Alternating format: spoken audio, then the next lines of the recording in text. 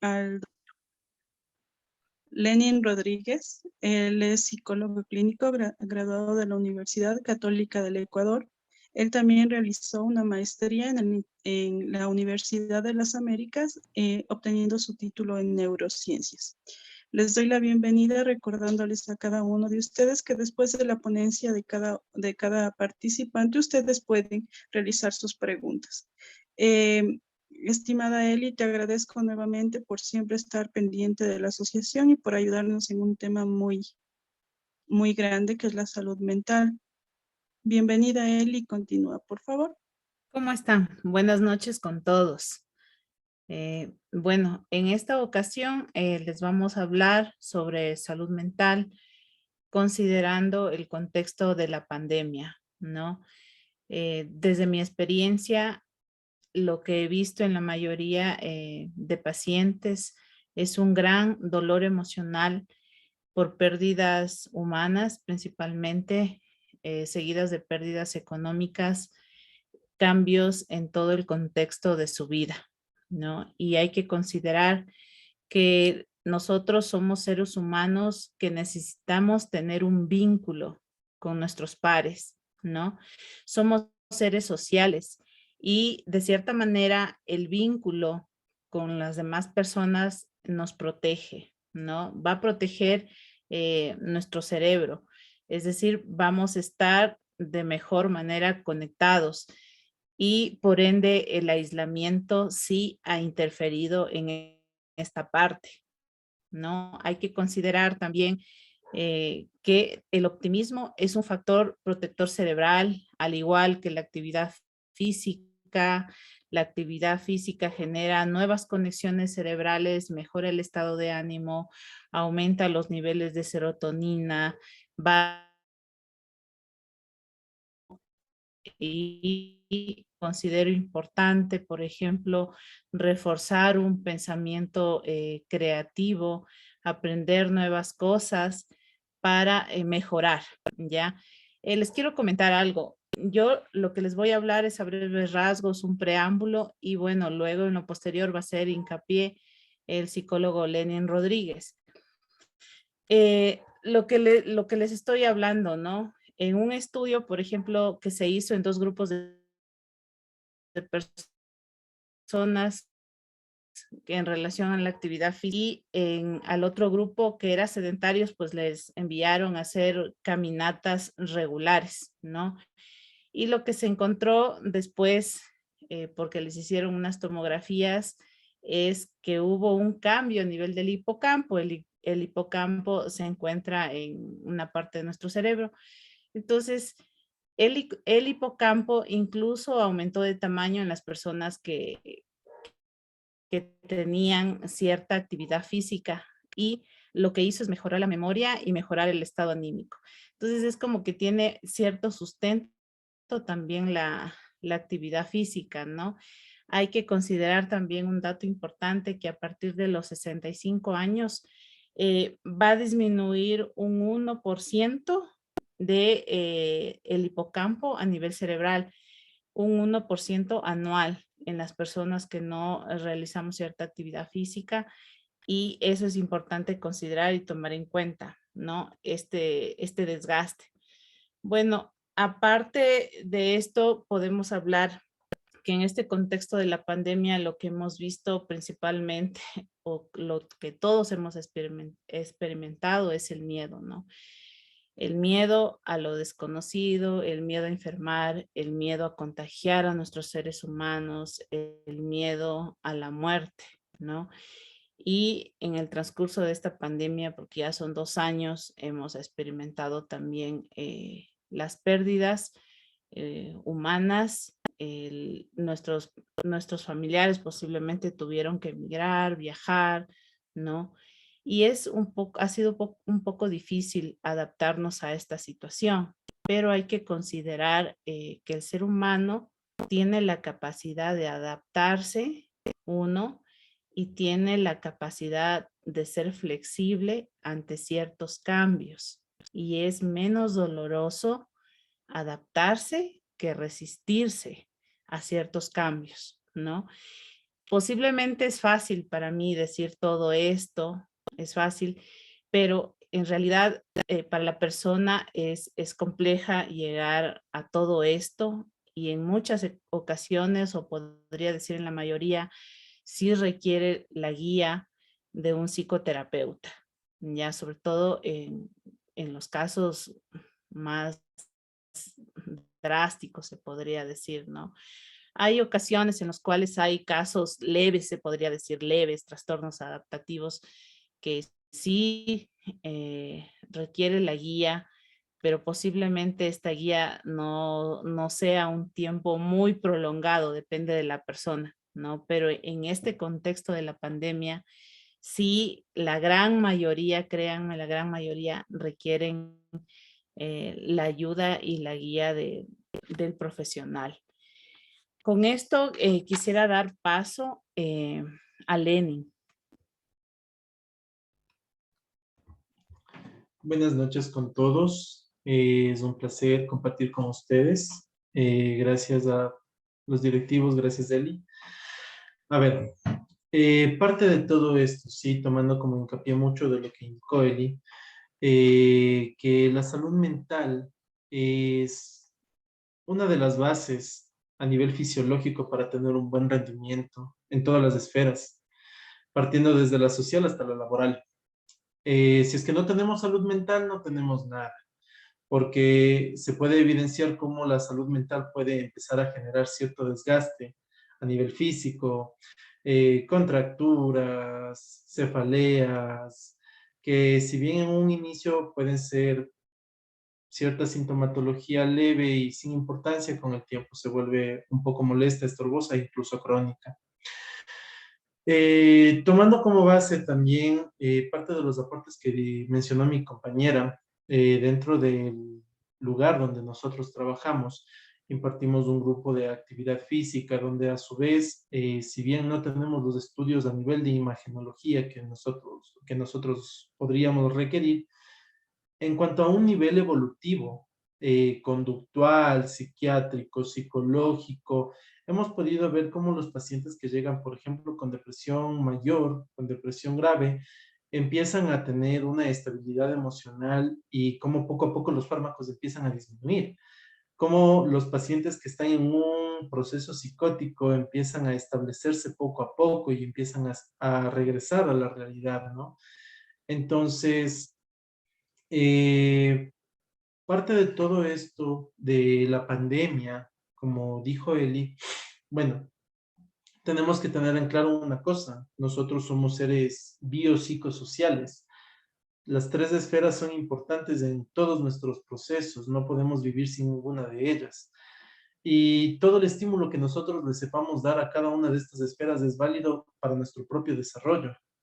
Tenemos que tomar en cuenta también que parte de toda la pandemia afectó en todas estas esferas, a nivel biológico, evidentemente, todas las enfermedades, y no solamente hablando del COVID como tal, sino de otro tipo de enfermedades, tal vez incluso de índole respiratorio o más físicas por todo lo que sucedía, psicológicas debido a que hemos visto cómo se ha desatado un montón de trastornos asociados a sintomatología paranoide, incluso un poco delirantes, debido a que no se ha logrado tratar esto con la debida atención que debería hacerse. Y evidentemente el aspecto social debido a la lejanía que las personas tuvimos una de la otra, ¿no? Es bastante importante tener en cuenta una cosa, ¿sí? La, la interacción social es estimulación neurológica, es estimulación neuropsicológica. A nivel neurológico nosotros tenemos un montón de redes que nos ayuda a pasar la información y bueno, todas están conectadas, ¿no? Entonces, si es que yo vengo con mi amigo y me pongo a hablar, listo, empiezo a generar cierta estimulación en cierta área, empiezo a caminar, estimulo cierta área, etcétera, etcétera. Entonces, a nivel social, más que verle como un componente social, veámoslo más como algo clínico, algo neurológico. La interacción social, la estimulación psicológica, la estimulación neurológica, es lo que poco a poco a nosotros nos va teniendo en control. Y si es que no estamos en control, nos va reestableciendo poco a poco. Pido mil disculpas, hace un ratito se me desconectó el Zoom, entonces puedo decir eso, no sé si es que tal vez haya una pequeñita duda porque no logré escuchar todo. Sí, está bien. Listo. Entonces, continúo tal vez con el tema de las técnicas de Eli, disculpa porque no logré escuchar bien. Claro, continúa. Listo, Ujú. gracias. A ver, ahora, precisamente como le estaba diciendo a Eli y también a Gaby, yo voy a explicarles el día de hoy todo lo que podría hacer acerca de técnicas para controlar ciertas disfunciones a nivel anímico, a nivel afectivo, ¿sí? Pero siempre tenemos que tener en cuenta una cosa, ¿de acuerdo? Que nosotros vengamos a aplicar técnicas sobre una disfunción a nivel afectivo es como que una manguera esté disparando agua sin miedo y nosotros simplemente pisemos la manguera, ¿sí? La técnica lo único que va a hacer es que en ese momento esto se apacigüe, esto se calme, esto cese momentáneamente. Pero en algún momento o voy a tener que quitar el pie o esa manguera va a reventar. ¿Por qué? Porque no estamos atacando el problema de raíz.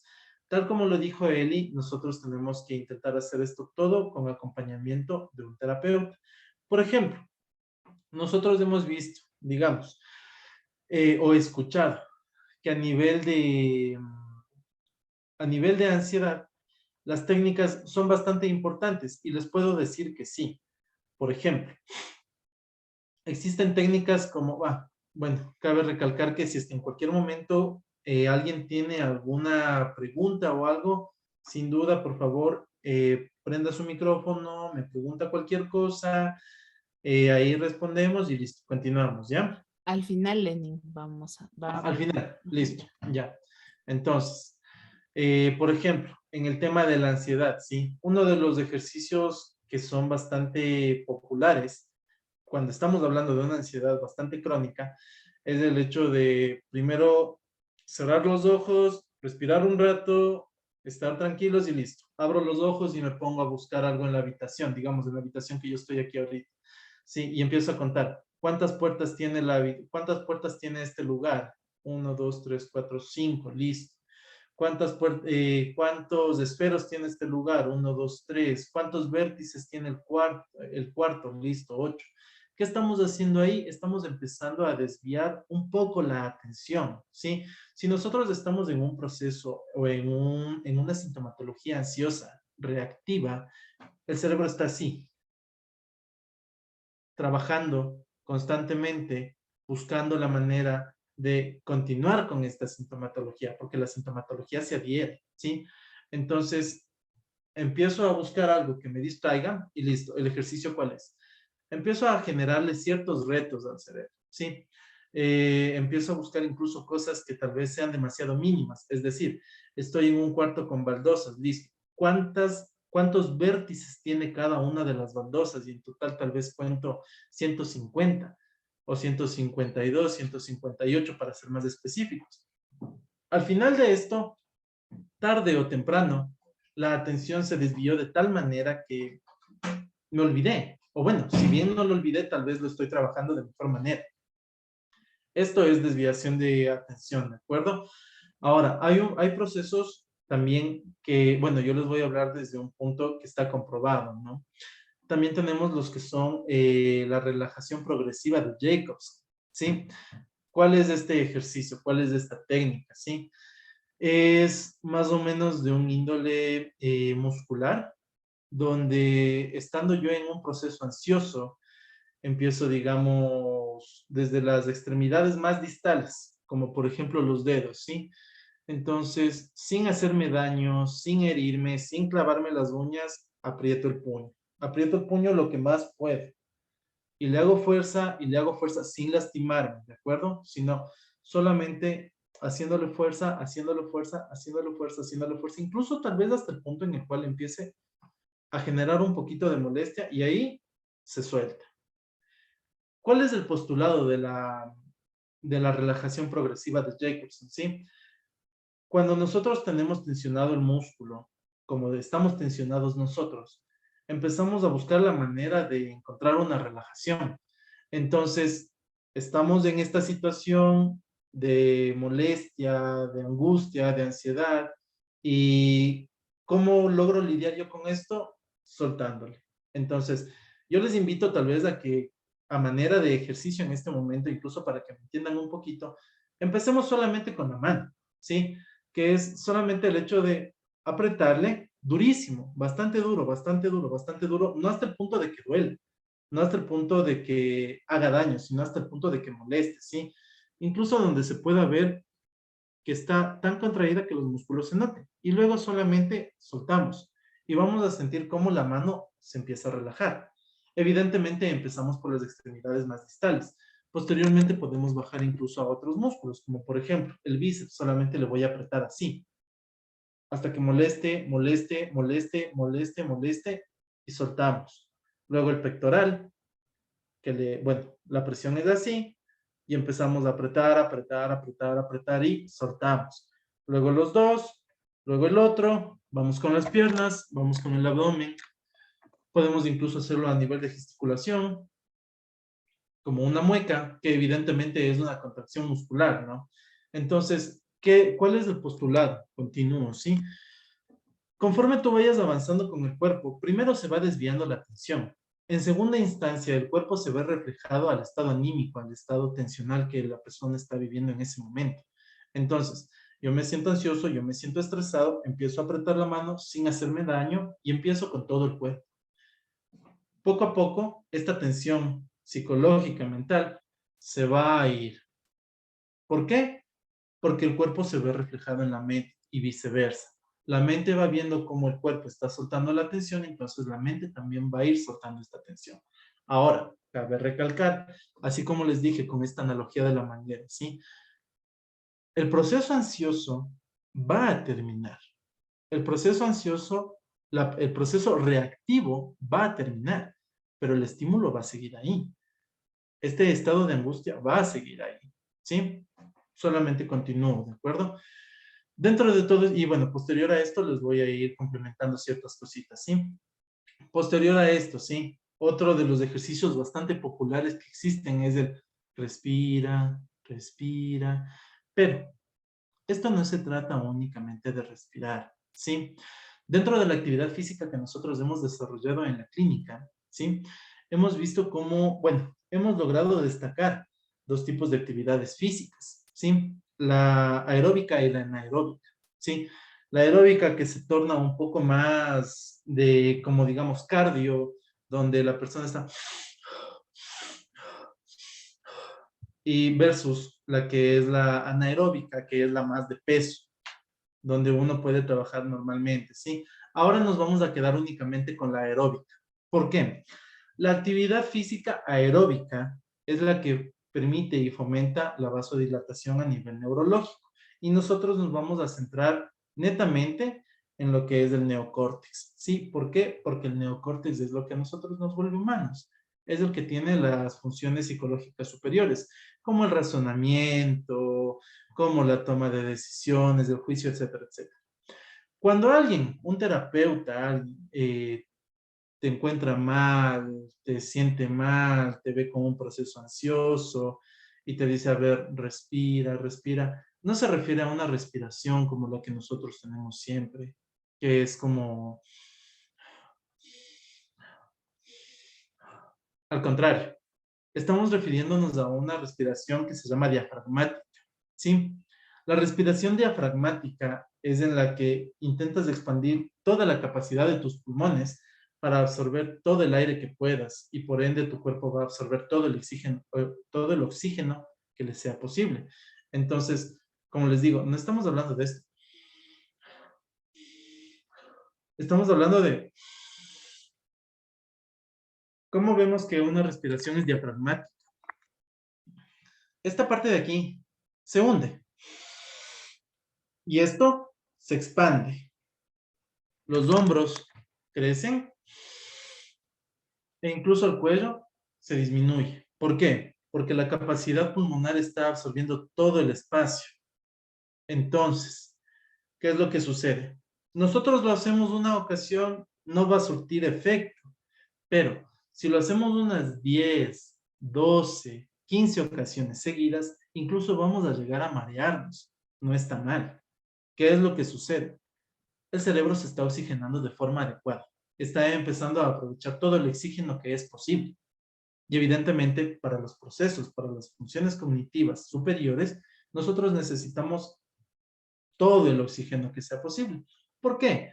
Porque el neocórtex es la parte más distal a nuestro aparato respiratorio. Entonces, mientras más oxígeno nosotros tengamos, más se irá distribuyendo. ¿Sí? Eso en cuanto al tema de la respiración. Por consiguiente, vamos a hablar también de la actividad física. Como les estaba diciendo, la actividad física anaeróbica. Aeróbica.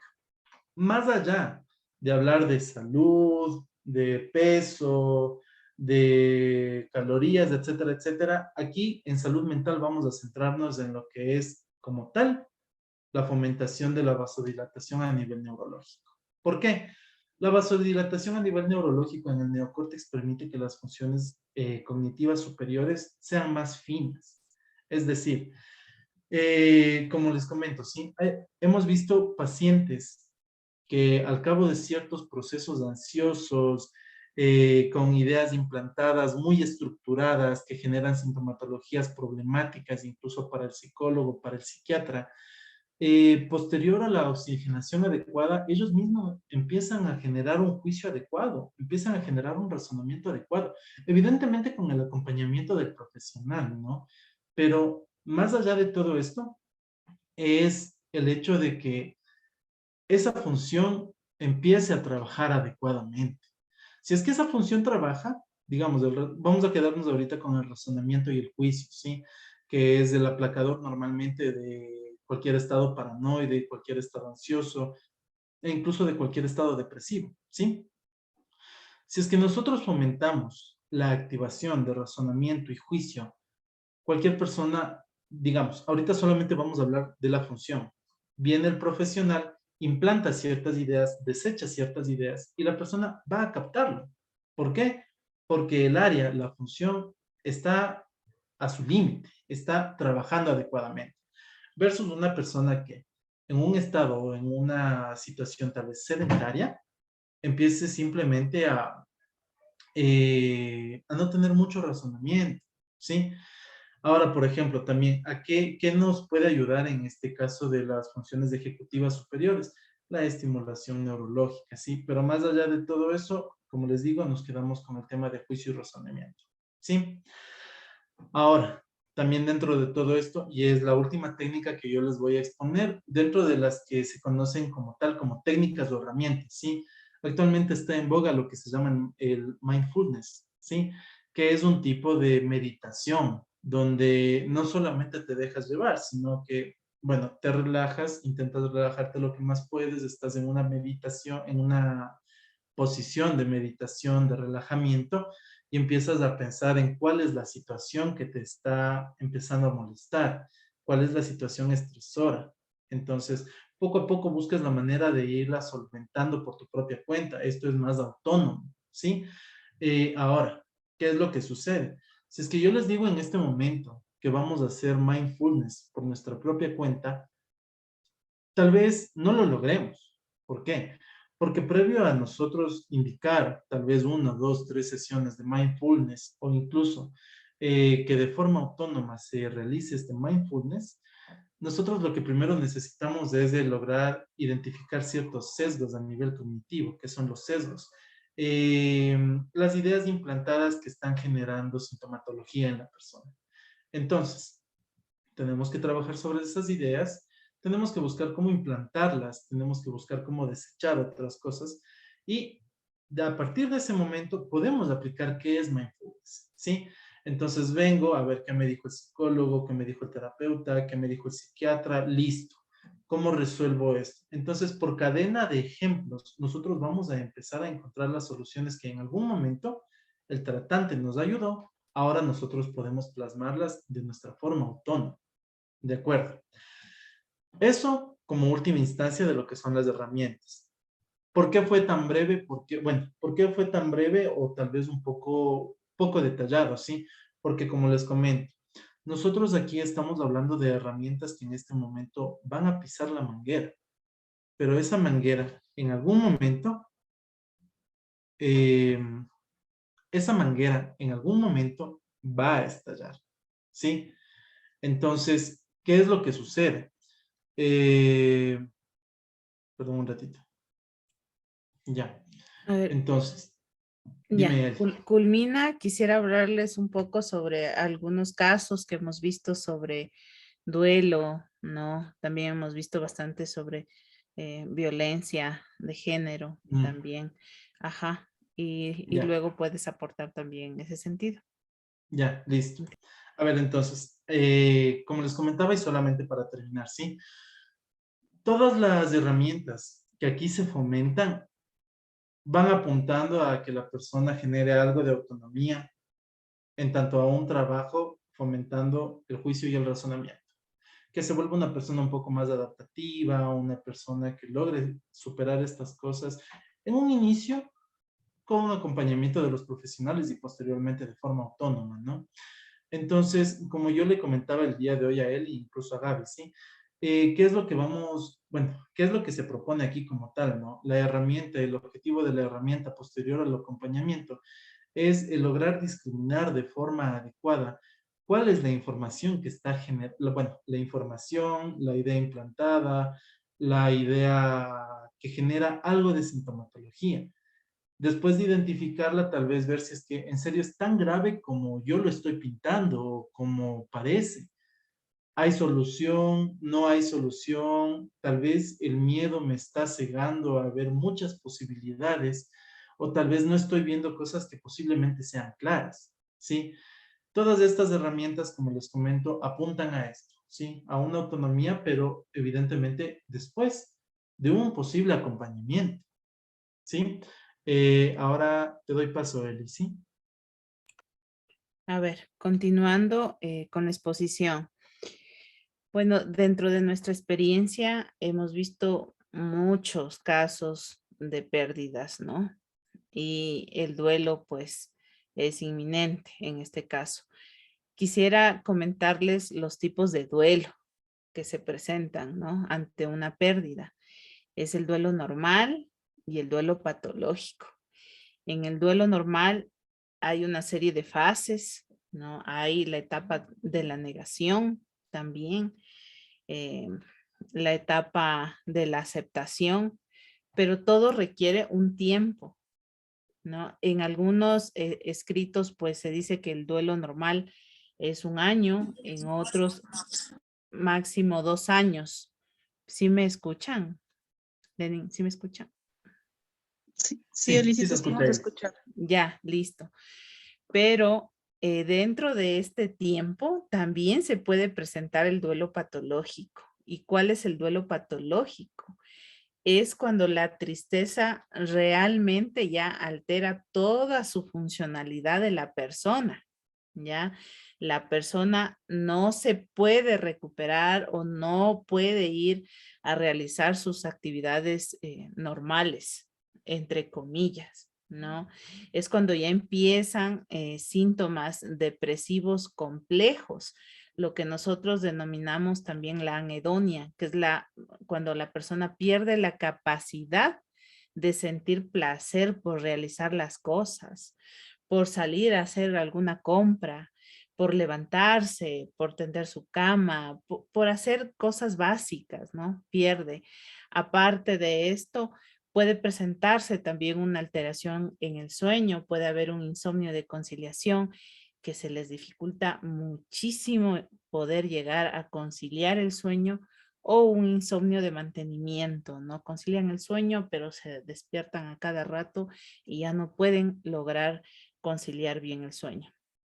El sueño es importante porque, porque de ello también depende nuestro juicio, nuestro razonamiento y todas nuestra esfera mental también es importante. Hemos visto que cuando hay alteraciones del sueño grave, pues también hay síntomas psicóticos. Para nosotros, los síntomas psicóticos no es más que estar fuera de la realidad, ¿no? La persona se puede volver irritable, agresiva, puede tener ideas, por ejemplo, de que le quieren hacer daño, de que le están persiguiendo, puedes empezar a escuchar voces, a mirar personas, objetos que el resto no puede observar. Esto no es sinónimo de locura, es un episodio psicótico que puede ser producto tal vez de un duelo que no se está llevando bien, que está terminando con un problema del sueño grave o con síntomas depresivos graves, ¿ya? Eh, Todo esto puede incluso desencadenar un síntoma psicótico, un episodio psicótico, y así llega el paciente y se ingresa. Pues cuando estamos atravesando por un duelo patológico, lo importante en este caso es buscar ayuda, ¿ya? Nosotros llamamos el acompañamiento psicológico, ¿ya? Entonces, donde les dan las herramientas, donde es bueno expresar lo que sienten, es bueno llorar, sí, es bueno llorar, es bueno mostrar la tristeza, también es bueno mostrar que están tristes, ¿no? Y de esta manera podemos incluso evitar que se llegue a ser patológico. Pero cuando ya vemos estos síntomas que les acabo de decir, pues mucho ojo, y ahí sí necesitamos ayuda. Necesitamos porque necesitamos. Dentro de la pandemia, lo que se ha visto también son cifras alarmantes de violencia, ¿no? Intradoméstica, abusos sexuales y todo el mundo, pues es como que la mayoría se quedan callados, ¿no? Y llegan, he visto muchos adolescentes que llegan víctimas de violencia física y abuso sexual, ¿no? Abuso sexual sobre todo por los familiares cercanos. Pero si uno se pone a pensar, o sea, ¿cómo pasó? ¿Qué pasó? Eh, pues todo esto tiene que ver con la pandemia, porque en ocasiones están encerrados ahí con el perpetrador, ¿no? El aislamiento, que es lo que ha causado más cifras de violencia contra la mujer, de abuso. Y pues esto también emocionalmente nos inestabiliza, ¿no? Estar siendo siempre víctimas de una situación así nos transforma, nos puede volver irritables, nos puede volver insuficientes, se podría decir un poco deficientes en nuestras labores, en nuestros quehaceres domésticos también, porque no estamos atravesando una situación adecuada o normal, porque la violencia no es normal. Hay que recalcar que en Latinoamérica, pues hasta cierto punto, la violencia en las casas, en las familias se normaliza, ¿no? Y sobre todo la violencia contra la mujer. Y eso realmente está mal, ¿no? Entonces dicen, no, es el marido, es mi marido, por eso me dejó hacer esto, lo otro, y es terrible porque después llegan con unas enfermedades mentales sumamente complejas, que requieren tiempo sumamente largo en el tratamiento también, ¿no? Es bueno pedir ayuda a tiempo. En la mayoría de enfermedades que requiere fármacos, pues casi siempre desde mi experiencia salen más rápido cuando tienen un psicoterapeuta al lado también, ¿no? Psicoterapeuta y el psiquiatra al lado. Este tipo de pacientes salen mucho más rápido de estas situaciones. Hay otras situaciones también que se ha visto en la pandemia, que son las separaciones. Han aumentado las separaciones, ¿no? La poca tolerancia que se tenían posiblemente cuando estaba cada uno en su trabajo, el hecho de compartir el mismo techo, pues ha aumentado esta poca tolerancia. Entonces, hasta cierto punto las diferencias se han visto más marcadas, la comunicación no ha sido la más certera, la más adecuada, y bueno, han terminado en estas separaciones. Cuando hay separaciones, pues también es una pérdida, ¿no? Y aquí viene un probable trastorno de adaptación, ¿no? Cuando hay una pérdida por separación, puede haber eso, un trastorno de adaptación, o se puede presentar en un inicio o en el transcurso de la separación también episodios depresivos y de ansiedad, ¿no? Sí es bueno tener una guía, sí es bueno, sí les recomiendo un acompañamiento, porque nosotros los seres humanos en ocasiones somos inflexibles, creemos que podemos superar todo y cuando buscamos ayuda realmente los casos son difíciles, ¿no? Complejos, que a veces ya no se pueden manejar de forma ambulatoria. Realmente la salud mental es como que dejamos para el final, pasamos por el cardiólogo, el neurólogo, todos los especialistas y cuando ya no nos encuentran nada, muchas veces ya vamos a psicología o psiquiatría, ¿ya? Pero sí es importante solicitar ayuda a tiempo. No sé, Lenin, si me puedes ayudar en este sentido. Sí, gracias, Eli. Ya, así como lo acaba de comentar Eli, sí, vamos a ver lo que es el duelo, no solamente desde la pérdida del familiar, ¿no? El duelo también es la pérdida de este negocio que nos matamos intentando ponerlo en pie. El duelo también es la pérdida de esa pareja, de ese amigo, de la salud de mi mamá. Mi mamá tuvo COVID y quedó súper mal, le tuvieron que poner oxígeno. Eso también es un duelo porque estamos perdiendo la funcionalidad de mi mamá, ¿sí? Más allá de verle al duelo como únicamente la pérdida o la muerte de una persona, es la pérdida de algo que a nosotros nos resultaba valioso o funcional, ¿sí? El duelo también es la pérdida del trabajo, de la paz que nosotros teníamos en nuestro hogar. Viene el agresor y empezamos a pasar un proceso de duelo porque simple y llanamente la relación se está deteriorando. La relación no es lo mismo. Están cambiando muchas cosas. Estoy perdiendo mi matrimonio, estoy perdiendo tal vez mi hijo, etcétera, etcétera. Entonces, los duelos como tal también tienen su proceso, empezando por tal vez intentar entender cuál es la razón de este duelo, en el caso de que no sea una pérdida o la muerte de alguien, ¿no? Sino que tal vez, bueno, si estamos hablando de duelo, estamos hablando de una pérdida, ¿no? Estamos hablando de algo tal vez irreversible. Entonces, en ese momento lo que nosotros vamos a ver es que la persona tiene que activar un factor que es como instintivo, es parte del instinto de supervivencia, que se llama resiliencia. ¿Qué es la resiliencia?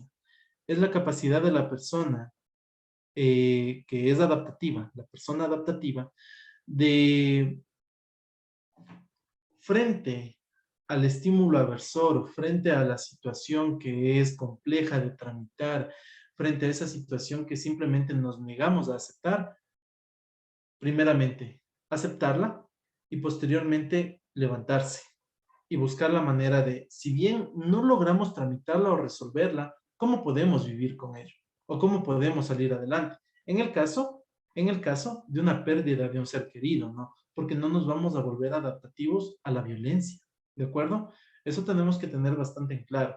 Cuando estamos hablando de violencia, etcétera, etcétera, ¿qué es lo que debería hacer nuestra resiliencia? Es buscar la manera de solucionar esta situación, pero no con el agresor, sino cómo nosotros irnos distanciando del agresor o cómo ir terminando con este tipo de patrones. ¿Cómo puedo yo ir poniendo un freno a este tipo de cosas? ¿Sí? Como lo indicó Eli, ¿sí?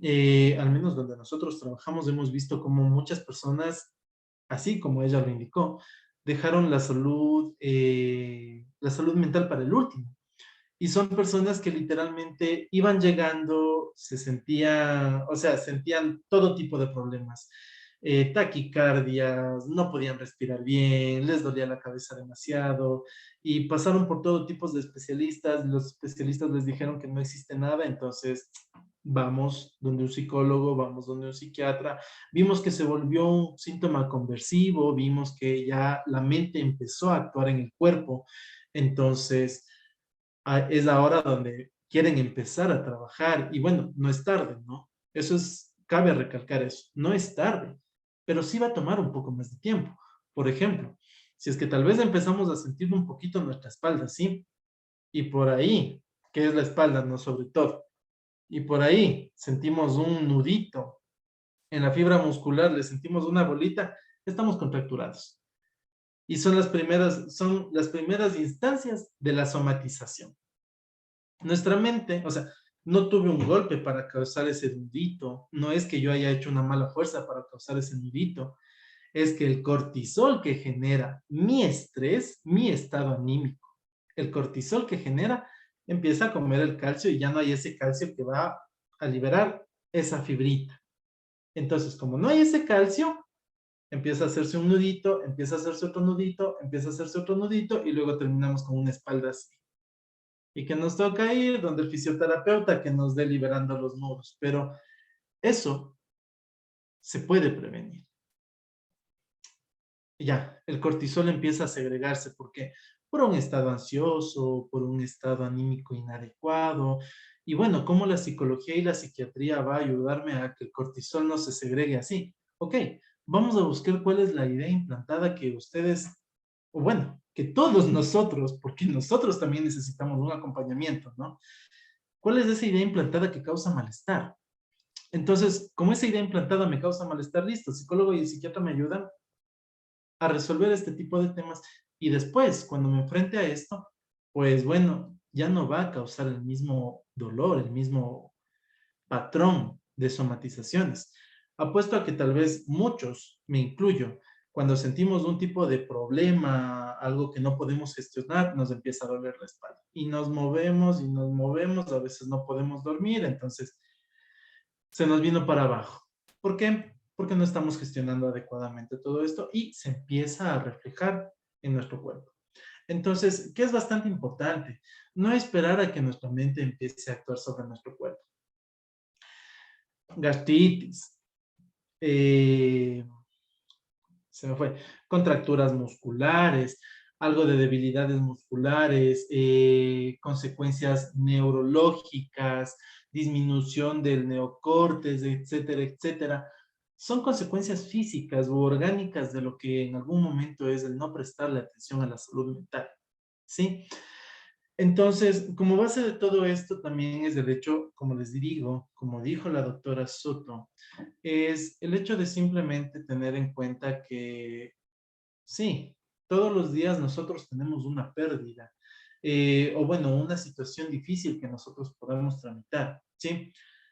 Pero bueno, el tramitar con acompañamiento de alguien que nos pueda ayudar es la vía adecuada para tal vez intentar dominarlo en esta ocasión y permitir que no nos afecte como antes, ¿sí? Como les comento y como les digo, sí, las pérdidas en algún momento, si somos resilientes o buscamos ser resilientes, va a ser la manera de salir del dolor de esta pérdida, de la violencia, cómo poder gestionar para que esto no continúe, ¿sí?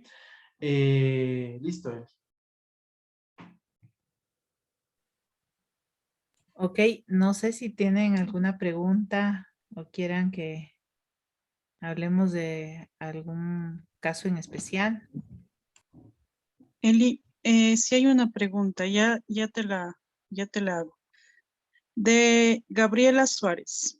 ¿Es recomendable ir al psicólogo con qué frecuencia, aunque no sintamos alguna necesidad?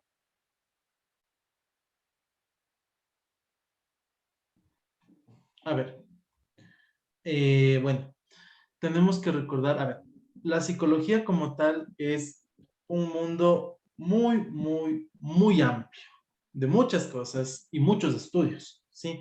Entonces, acá en la psicología no solamente vamos a venir y escuchar a la persona, ¿no? Sino que a través del discurso vamos a encontrar cuáles son las resistencias, cuáles son los sesgos, cuáles son las ideas implantadas.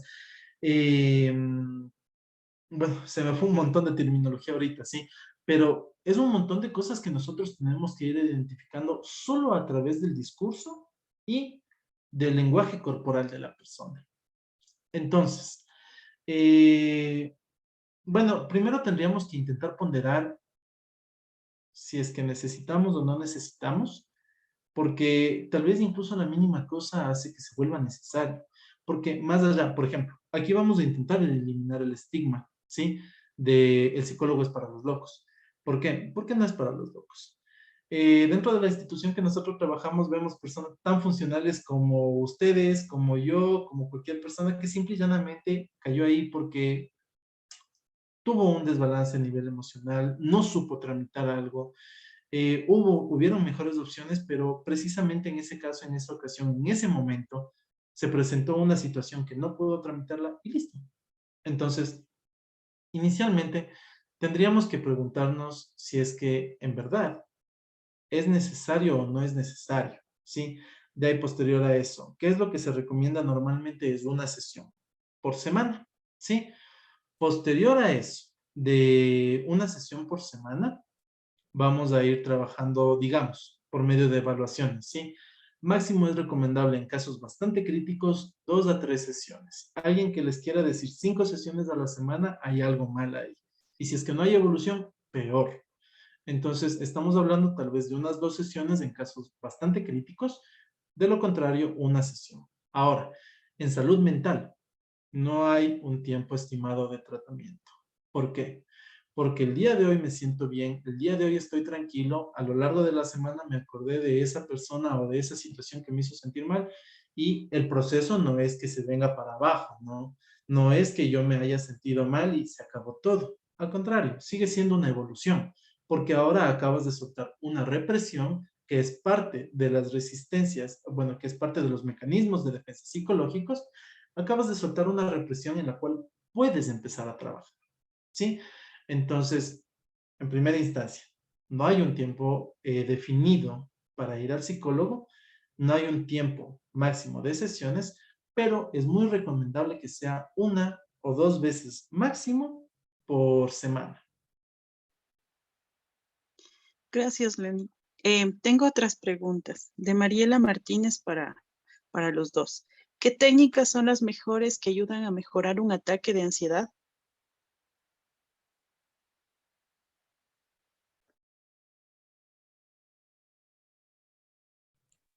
Bueno, en una paciente hay que ver el contexto de la paciente, ¿no? Si es una persona que posiblemente ya recibía un tratamiento por parte de psiquiatría, pues si hay un ataque de ansiedad, en primera instancia a nivel farmacológico lo que se indica es una benzodiazepina, ¿no? Es lo mejor para un cuadro de ansiedad, asociado a algunas técnicas de relajación o para bajar la ansiedad, como ya les indicó Lenny. Esto se puede hacer en un ataque de ansiedad. Claro que, por ejemplo, si recibió el tiempo apropiado, no quiere decir que nunca más pueda presentar un ataque de ansiedad. O sea, sí puede tener. Puede ser esporádico, puede presentarse con menor frecuencia y posiblemente con la ayuda de psicología sí se pueda solucionar con las técnicas. No sé, Lenin, si quieres agregar algo con relación a esto. Claro. Bueno, como les indiqué en un inicio, la técnica como tal, bueno, va a haber personas que en algún momento le digan, sí, haga estas técnicas, pero después de un acompañamiento terapéutico. Por ejemplo, dentro de las mejores técnicas que existen actualmente y están en boga es el mindfulness. Pero el mindfulness es posterior a ciertas citas, como les comento, ¿sí? Nosotros podemos hacer una sesión de relajación progresiva de Jacobson, ¿ya? La tensión se va a ir, ¿de acuerdo? Va, vas a relajarte después de tal vez unos 10 minutos donde estés apretando hasta el último músculo que tú tengas y te vas a relajar. Pero te estás cuestionando por qué está la ansiedad ahí y si es que el estímulo sigue, ¿qué va a pasar? En algún momento después vas a volver a sentir lo mismo y no vas a vivir toda la vida apretando las manos o los músculos, etcétera, etcétera, porque en algún momento va a dejar de funcionar, porque el estímulo estresor va a ser más alto que el relajatorio. Eso es verdad. O sea, se tiene que trabajar. Se tiene que trabajar y se tiene que llegar a la causa, ¿no? ¿Qué es lo que está propiciando que aparezcan estos ataques? Entonces, ahí sí tendríamos que replantear bien la pregunta, posiblemente si es que es un paciente que está en tratamiento o no, o recién está presentando estos ataques. Ya, listo. En el caso de ser un paciente que está en tratamiento, evidentemente, tal vez ya, sobre todo con los pacientes que nosotros trabajamos, ¿ya? Tiene acompañamiento farmacológico, tiene acompañamiento terapéutico, acaba de lograr identificar ciertos sesgos, ya tiene ciertas herramientas. Por ejemplo, las herramientas que más se deben proporcionar es la racionalización. No vamos a intentar aquí pintar de una forma un poco mística la situación y decir como que si es que tú te pones a meditar, todo se va a solucionar. No, esto es un esfuerzo. En muchas ocasiones tienes que darte contra el piso y darte cuenta que posiblemente todo está en el hecho de que aprendas a soltar alguna razón o algo por el estilo. Y posterior a eso, a esas pequeñas herramientas que la persona puede empezar a adquirir, ahora sí vamos a hablar acerca de técnicas. Entonces, ok, la racionalización estás ejecutándola, listo. ¿Cuál fue el resultado que tú tuviste en torno a este pensamiento? Listo, excelente. Ahora, ¿te sientes ansioso? Listo, empecemos a respirar. Pero diafragmático, no solamente cualquier respiración, una respiración diafragmática. Listo, ¿te sientes listo? A ver, sigue liberando. ¿Qué es lo que has concluido? ¿Qué es lo que has sacado? Ok, vamos a tomar esta idea y vamos a implantar esta. Ok, ¿cómo te sientes con esta idea? Listo. Continuamos. Ok, se acabó el episodio ansioso. ¿Cómo? Con la extracción y la implantación de una idea, posterior a ciertas técnicas. ¿Sí? Gracias, Lenny. Tenemos más preguntas. De Gabriela Suárez para los dos. ¿Es lo ideal acudir al psicólogo para descargar nuestras emociones?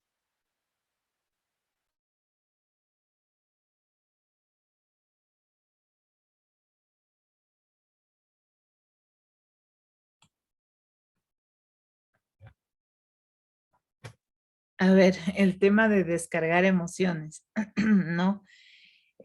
Lo que se trata es de reestructurar, una reestructuración cognitiva, ¿no? A través de la racionalización. Pues si la persona realmente no puede dialogar tal vez ciertas temáticas, lo que le aflige, lo que le entristece con un par, una amistad, otra persona, pues sí, ¿no? Y realmente esta emoción le está alterando su funcionamiento diario, en su trabajo, como esposa o esposo, como hijo, pues sí, lo ideal es al menos ir y buscar ayuda, decir, a ver, ¿qué me está pasando? ¿No? Si es que estoy con una carga emocional importante que me está molestando y está interfiriendo con mi diario vivir, es necesario buscar ayuda. Ya, a ver. Eh, en cuanto a descargar nuestras emociones, claro, parte de todas las sesiones es esto, es ir descargando todo aquello que no puedes decirle a nadie, ¿sí? Lo primero que te va a decir un psicólogo siempre es que el espacio que te está proporcionando es confidencial. Entonces, tú puedes contar desde lo más íntimo hasta lo más horripilante que puedes pensar tú y sigue estando bien, porque para eso es el psicólogo. Evidentemente no tiene que emitir juicio, no tiene que recriminarte, pero también el trabajo va a girar en cuanto a, ok, tienes que descargar emociones, pero más allá de descargar emociones, ¿qué es lo que te afecta? ¿Qué es lo que te aflige? ¿Por qué te afecta tanto? ¿Sí? Vamos a tomar la emoción y haremos un análisis que se llama metacognitivo, que es el lograr entender por qué es que esta emoción afecta tanto. ¿Cuáles son las composiciones a nivel cognitivo? O sea, tal vez estás dirigiendo demasiada atención, tal vez estás dirigiendo muy poca voluntad. ¿Cómo está tu memoria? ¿Estás siendo hipermnésico con esta situación, que es como que simplemente trabajar constantemente en este recuerdo? O simplemente lo estás reprimiendo, que se vuelve hipomnésico, ¿sí? Tal vez estás con esta situación, estás callándote o no recuerdas muy bien, ok, a través de ciertas técnicas vamos a liberar esta represión. Entonces, claro, vamos a descargar nuestras emociones, pero más allá de descargar nuestras emociones va a ser por qué esta situación desencadena estas emociones.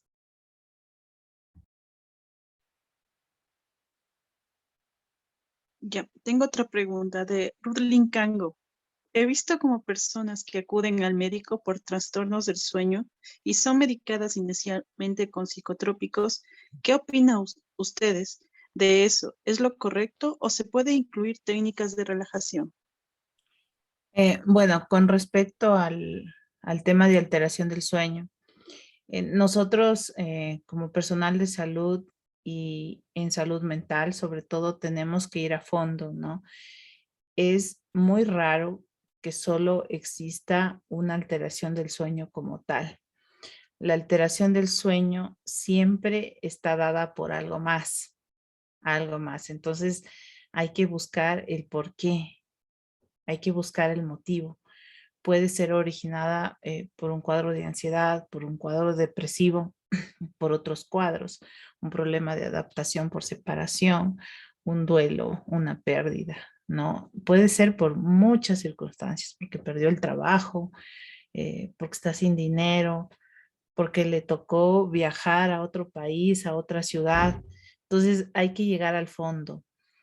Si yo llego al fondo de esta situación es mediante la entrevista y ahí puedo dirigir mejor mi tratamiento, se podría decir. Hay medicamentos que yo puedo administrar para regular el sueño sin necesidad de que se vuelvan dependientes. El objetivo es regular el sueño y luego empiezo a disminuir la medicación, ¿no? También hay ciertos medicamentos que suben el nivel de melatonina. Pues como ustedes saben, la melatonina en la noche, cuando vamos a dormir, se secreta en grandes cantidades, ¿ya? Para poder dormir en la oscuridad. Y la melatonina en el día disminuye con la luz. Entonces, hay ciertos casos, por ejemplo, de personas que están incluso hasta altas horas de la madrugada en el celular, en la computadora, y esto es una luz, es un estímulo, ¿ya? Lo que va a hacer es disminuir estos niveles de melatonina. Entonces, si me disminuye estos niveles de melatonina en la noche, voy a tener una alteración del sueño.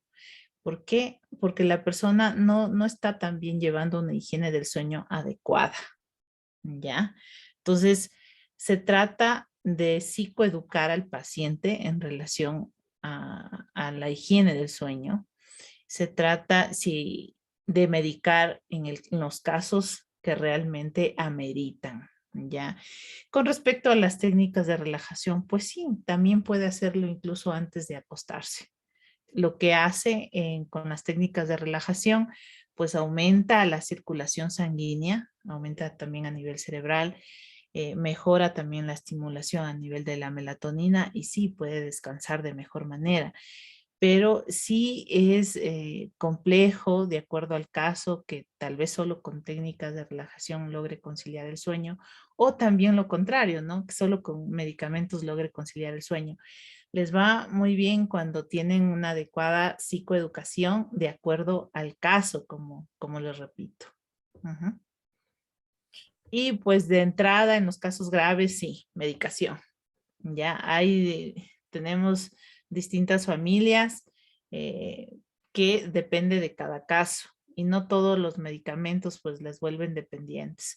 Se debería de administrar solo hasta regular bien su ritmo circadiano y luego ir retirando paulatinamente. Claro. A ver, desde la función, con respecto a técnicas de relajación, ¿sí? A ver, parte del mindfulness es el hecho de ir a lo que es la meditación, ¿no? La meditación, una meditación bien hecha, una meditación bien estudiada, empieza a generar GABA, que empieza a despertar el parasimpático, ¿sí? Entonces, evidentemente el cuerpo va a empezar a apagarse poquito a poquito. El parasimpático es eso, o sea, es como que empezar a disminuir ciertas funciones, ¿sí? Pero, más allá de todo esto, o sea, una técnica de relajación te servirá para relajarte, ¿de acuerdo? Como propiamente dice el nombre. Pero, por ejemplo, más allá de todo esto, en la clínica también se maneja un poco de la actividad física para poder controlar el tema del sueño, ¿sí? Por ejemplo, ¿qué se recomienda? Una actividad física que por ende se llama estimulación psicomotriz, a tempranas horas es adecuado porque la relación de calor que presenta la, un núcleo a nivel neurológico que se llama pituitaria amarilla, que está cercano a la glándula pineal, que es la que segrega la melatonina, hace que a lo largo del día la glándula pineal es como que se quede dormida, como que no genere ningún efecto. Y conforme pase la noche, si es que hacemos ejercicio en el día, ¿no? Conforme pase la noche, la glándula pineal empieza a activarse y empieza a segregar la melatonina que requerimos. Ejemplo, nosotros pensamos que si es que vamos al gimnasio en la noche, llegamos cansados, nos pegamos un baño, vamos a dormir. Equivocación. Si es que ustedes se ponen a pensar, no duermen, están más activados.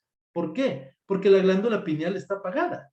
Entonces, al contrario, queremos dormir adecuadamente con la ayuda del ejercicio en la mañana.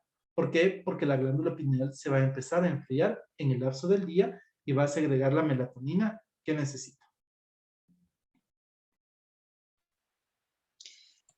Si ya no hay Excelente. más preguntas, Eli, ¿ibas a decir algo más?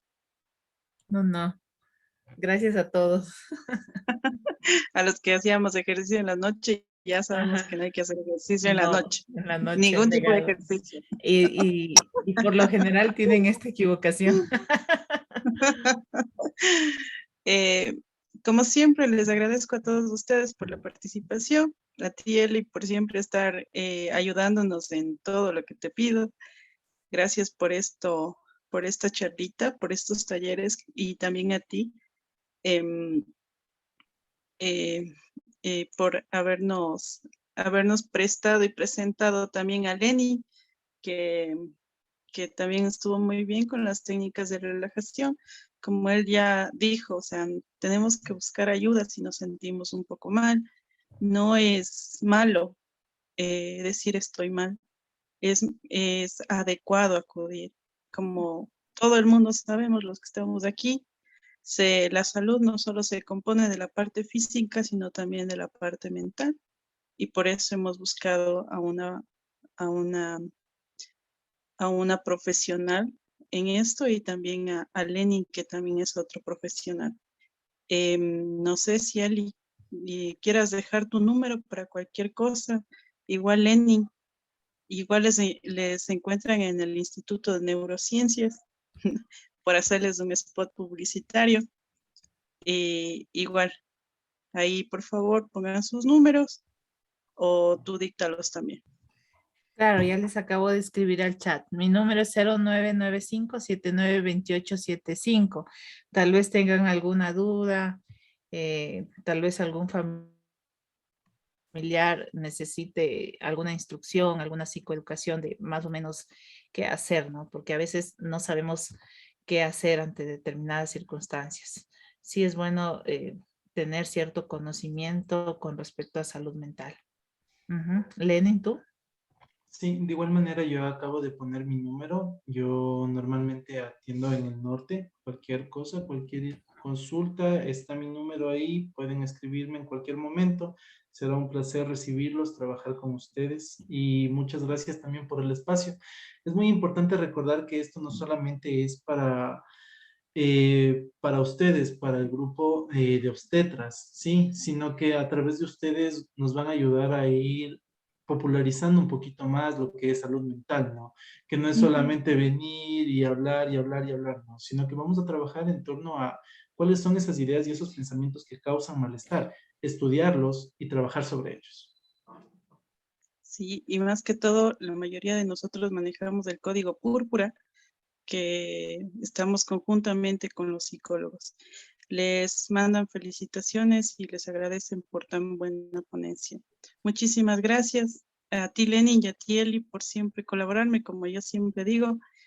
Eh, y gracias a todos también por asistir. En la siguiente ponencia, igual ya les hemos de comunicar. Recuerden que hay ponencias que son gratuitas y que estamos prestos para ayudarles. Gracias, Lenin, gracias, Eli, gracias, chicas. De parte de la asociación, les agradecemos un montón. Muchas gracias a toda la Muchas gracias asociación. a todos. Gracias, un gusto. Muchas gracias a todos. Buenas noches.